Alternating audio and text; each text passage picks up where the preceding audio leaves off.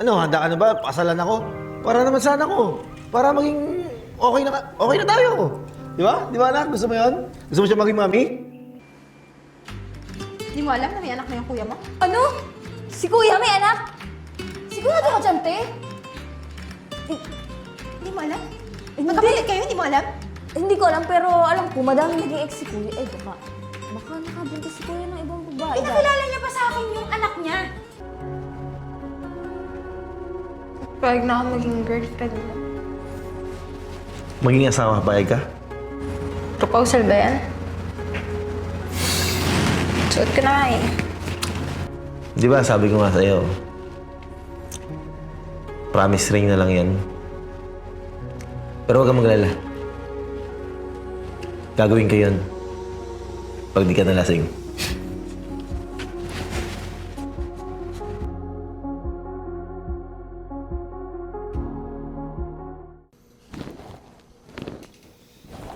Ba't tigang nga ako? Teka, may mali ba sa itsura ko? Kanina nakapatingin ko nun. Wala namang mali sa itsura mo. Pero sa forma. Ano ka nainitan? Parang ako nainitan sa outfit mo eh. Eh, actually, malamig kasi sa office. Kaya kailangan ko mong jacket. Kaya sinuot ko to. Office? Trabaho ka pala? Oo naman. Mukha lang akong tambay, no? Pero may trabaho ko. Mabubuhay ka sa akin. Huwag kang mag-alala. Hindi, akala ko kasi pag ganyan yung outfit ang tambay eh. Pero, teka lang. Pinapayagan sa opisina niyo yung ganyan yung suot. Actually, business ko yan.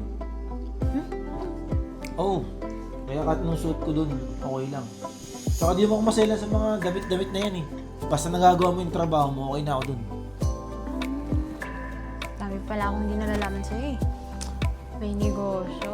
Huwag kang mag-alala. Malalaman mo sa akin lahat. Tsaka wala akong itatago sa'yo. Teka nga, maiba nga tayo. Ba't parang lumalayo ka sa akin ngayon? Kagabi lang, sweet-sweet mo sa akin. Lagi ka nakayakap. Huwag kang maingay, mamay marinig ka ng kapatid ko. Eh, okay lang naman yun eh. Buti sana kung di tayo. Pero teka nga lang. Lumapit ka nga sa akin. Huwag ka nga, mamay makita tayo ng kapatid ko. Okay lang naman tayo nun, di ba? Kagabi lang, yung sweet-sweet mo sa Sabi akin. na huwag ka na nga maingay, maririnig ng kapatid ko nakakaya. Eh, ano kung marinig? Totoo akong tao sa'yo. Ay! Ano yung nakita ko? Good morning, Pe. Ay, good morning, Kuya. Parang ganda ng gising nyo, ah. Ano meron? Wala! Ito naman. Nakalay ka na nga. Actually, Pe, kami na ng ate mo.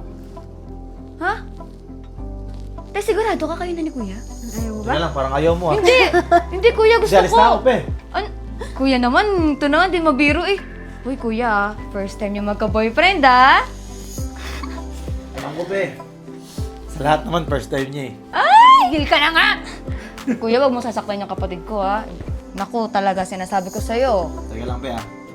Di ba ako ngayon silak ng ate mo? Ay. Ano, paulit-ulit? Mabuti pa, papasok na ako. Baka mamaya, malugi yung negosyo ko dun. Wala akong maipakain sa'yo. Kuya, alis ka na agad. Baka mamaya hanapin ka kagad ni ate, ha? Sulit na sulit naman kami kagabi, di ba? Ay, sabi ko maingay eh. Ang ibang sulit yun, te, ha? Tumigil ka na. Sige na, love. Mabuti pa, mauna na ako. Kailangan ko kasing tutukan yung business ko eh. Sige. Tandaan mo to ah. Seryoso, walang iwanan. Okay? Kasagot ko lang sa'yo. Iwanan agad na sa isip mo. Bye-bye. Love you. Ay, love you too. Sige. Ay, ang sweet. Sige na, malis ka na! Wala! Tumigil ka nga. Naku, te, baka masanay ka niya. Hanap-hanapin mo si Kuya.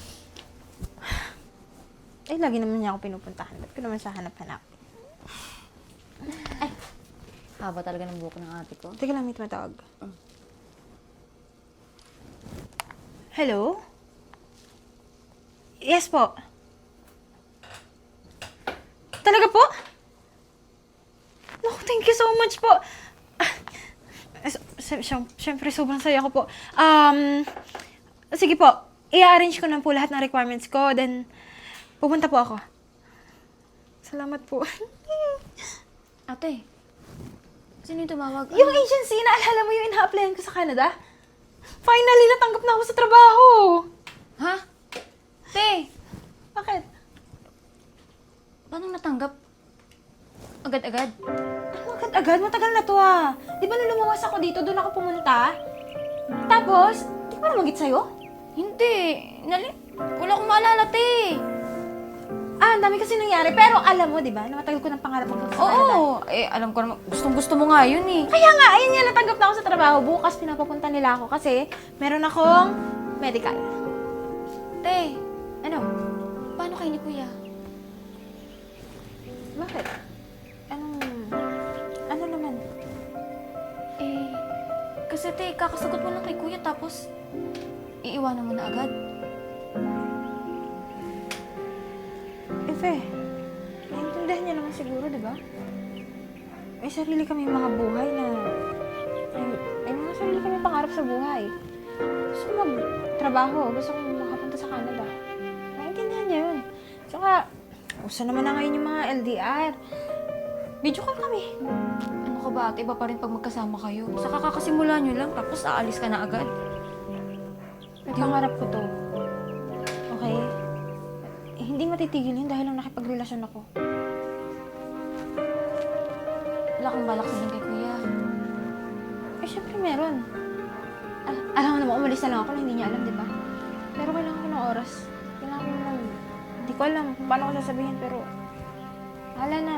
Naiintindihan niya naman yun eh. Tsaka ikaw nang bahala dito sa baby ko ha, pag alis ko.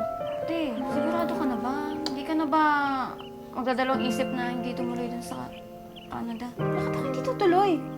Ang laki na nagastos ko. Tsaka matagal ko nang hinihintay to, hindi ko itutuloy. Tumigil ka nga. Huwag kang mag-isip ng ganyan. Itutuloy ko to kahit anong mangyari, matutuloy ang alis ko. Lalo pa ngayon, natanggap na ako sa trabaho. Tsaka maganda yung offer sa akin doon. Sige ate. Eh, may bibilin mo na ako sa labas ha. Kasi sige. magluluto ako eh.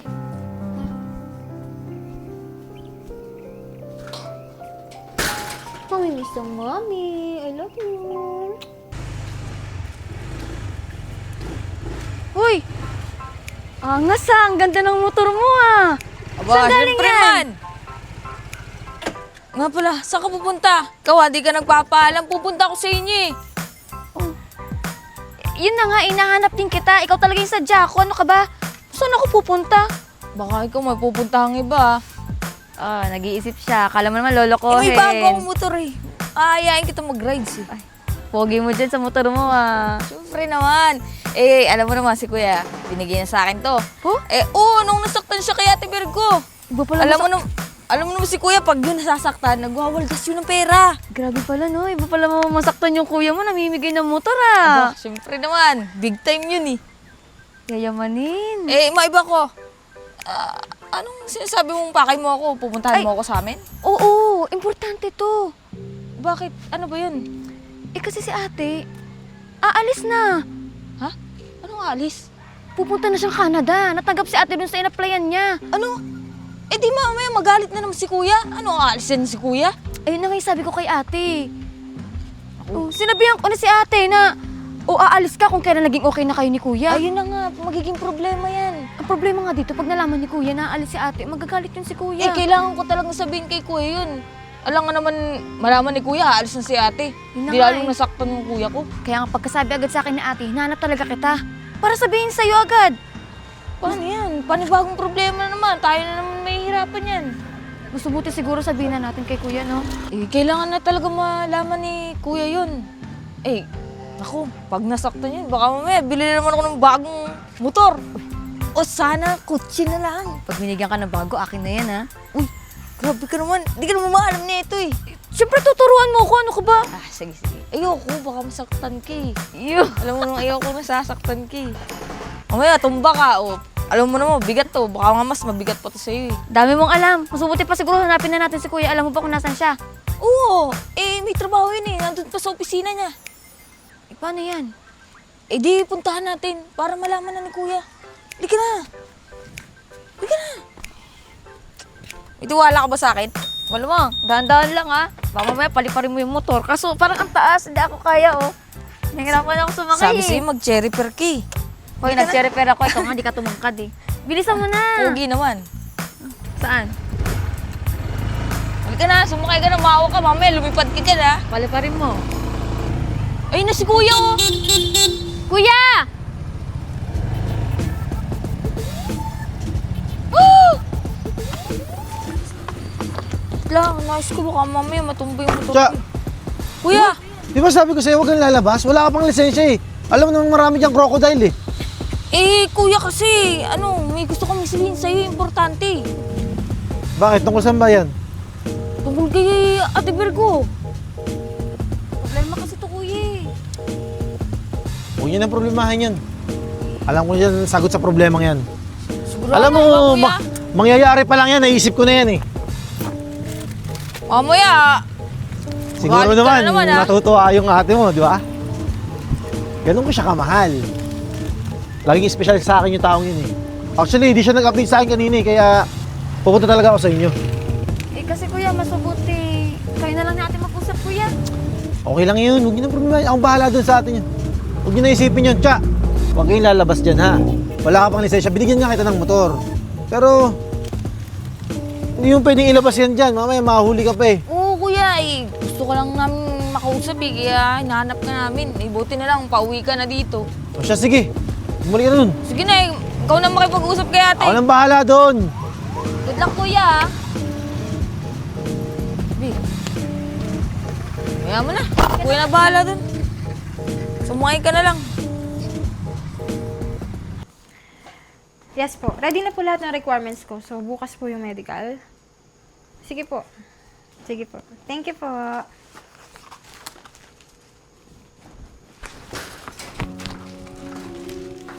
Hi, gorgeous. Thank you.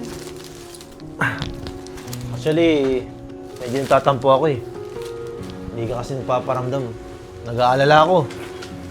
Eh, baka mamaya kung napaano ka na. Busy kasi ako eh. May pinuntahan ako kanina. May mga kinumpleto lang ako ng mga papel. Salamat dito ah.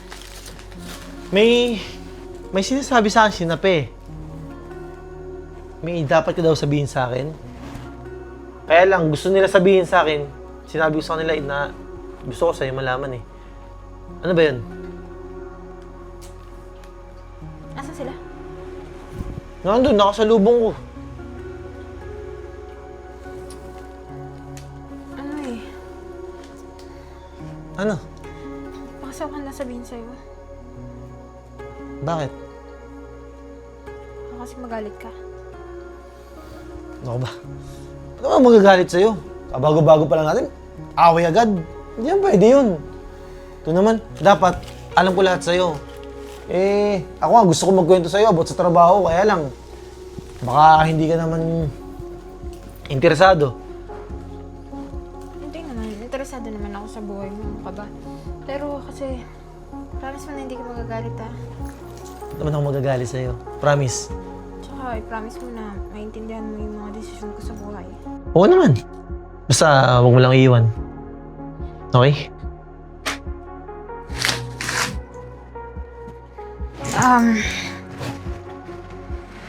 Natanggap kasi ako sa trabaho. Wala namang problema yun ah. Okay At lang least, magkasama pa rin tayo.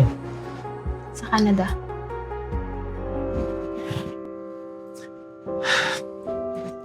Teka lang. Kinuha mo? Tagal ko lang kasi na-applyan yun, tsaka malaki na rin yung nagastos ko. And, harap ko rin kasi makapunta doon. Di ba, may karapatan naman ako. Hindi kasi ako papayag na malalayo ka sa akin eh. Ha? Eh, hindi mo naman pwedeng hindi tanggapin yun dahil pinaghirapan ko yun eh. Ginawa ko lahat para matanggap ako sa trabaho. Ginastusan ko yung agency. Hindi ko naman pwedeng hindi tanggapin yun dahil lang hindi mo gusto. Hindi ko kaya nang wala ka sa tabi ko. Mag-work naman. Mag-work pa rin naman yung relasyon natin kahit malayo ako, di ba? Pwede naman tayo maging LDR. Tsaka magbabakasyon naman ako dito pag taon-taon. Alam mo, hindi ako pumapayag sa LDR eh. Tsaka kung problema mo yung pera, sige, kaya ko naman eh. Hindi mo kailangan lumayo eh. Hindi pera habol ko sa'yo. May sarili akong pangarap, okay? May gusto kong mangyari sa buhay ko. At hindi porkit nagkarelasyon na ako, ititigil ko yun. Bakit yung pangarap mo ba nandun? Pwede na natin buuin yung pangarap natin dito eh. Nang magkasama tayo. Alam mo yung dahilan kung bakit ayaw mo magpagrelasyon eh. Kasi ayaw ko may kumukontrol sa buhay ko. Buhay ko to, di ba? So kung anong gusto ko, yun yung gagawin ko. Hindi naman sa akin na-control kita. Kaya lang, hindi ko talaga kaya nang wala ka eh. Hindi naman ibig sabihin na magtatrabaho sa ibang bansa mo. Mawawala ako sa'yo eh. Pwede ba naman tayo mag-usap ah? May video call naman. So, paano kung mapahama ka dun? Nandun ba ako? May pagtatanggol ba kita? Kaya ako sarili ko. Love, mahirap sa abroad. Lalo na mag-isa ka. Gusto ko to. Sige. Hindi kita pipigilan. Pero pag tinuloy mo yan, hindi mo na makikita.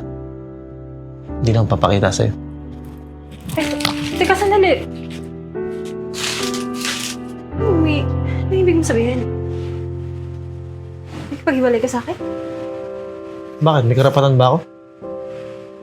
Di ba yung kinokontrol ka? Eh, kaya ko naman eh. Dahil dyan sa pangarap mo, sige. Total, bago pa lang naman tayo, di ba? Di pa masakit sa'yo yun. Hindi naman yung ibig ko sabihin. Hindi naman yung gusto kong mangyari eh. Eh ano? Iwan mo ako. Iwan mo ako mag-isa dito. Balik naman ako eh. Hindi mo ko naiintindihan eh. Pwede naman tayo mag-usap. Mag-video call. Ano mo kailangan yung balayan? Kakasagot ko lang sa'yo. Yun na nga eh. Kakasagot mo lang sa akin. Tapos iiwan mo ako.